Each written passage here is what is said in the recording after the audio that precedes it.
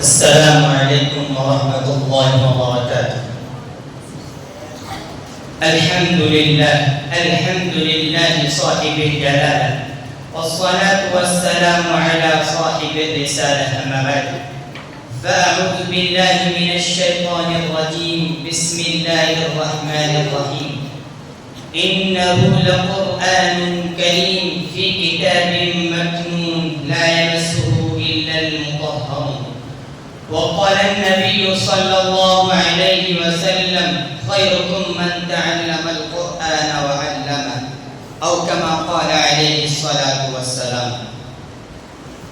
رئيس البرنامج وزملائي الكرام والمستمعون، قد تلوت أمامكم آية من القرآن الكريم كما سمعتم، وهكذا قرأت حديث النبي المحترم صلى الله عليه وسلم الذي يظهر خصائص القرآن العظيمة ومرتبة من يشتغل بالقرآن تعلما وتعليما. إخواني في الدروس، إني أود أن أسعد بتبيين فضائل القرآن، وأحظى بأن أكون رطب اللسان بذكره الكريم.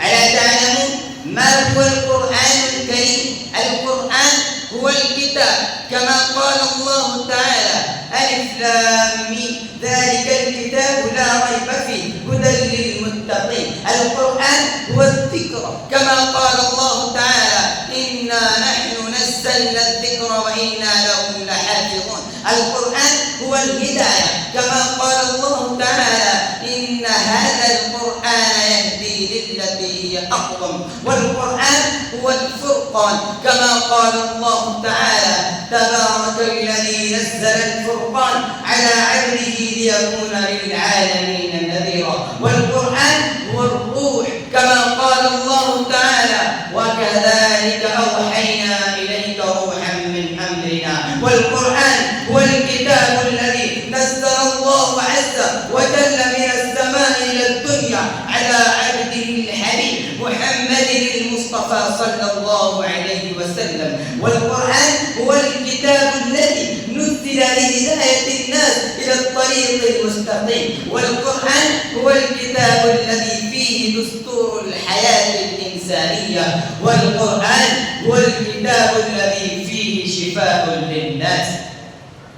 أيها الإخوان، فعلينا أن نعمل بما جاء في القرآن بعد أن تقبلنا دستور حياتنا، وأن نأخذ أحكامه بالنفاذ، ونحث إخواننا المسلمين على أن يعيشوا بمنهاجه ويسلكوا سلك هدايته في كل مكان وزمان. ولكن نحن نعلم جيدا أن كثيرا من إخوتنا المسلمين لا يتوجهون إلى هذا التنزيل العزيز وأحكامه ومسائله، ويقضون حياتهم حرا طليقا عن كل أمر من أوامره، وهم لا يحبون أن يتلو جزءا أو آية من القرآن للبركة واليمنة بالإضافة إلى ذلك، وهم لا يريدون أن يبعثوا أولادهم إلى المدارس العربية الإسلامية لتلقي القرآن والسعادة